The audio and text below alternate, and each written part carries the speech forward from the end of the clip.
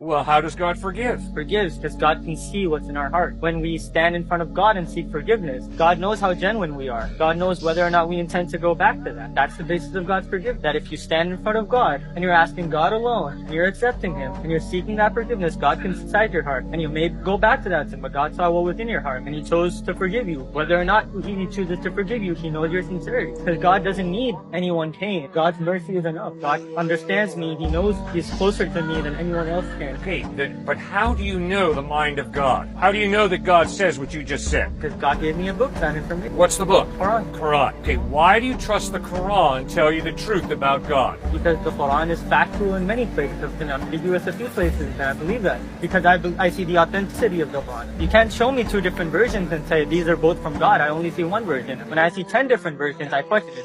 From God? How do we have 10 versions? Did God write this, or did the believers of God write it? Did they change it? But when I only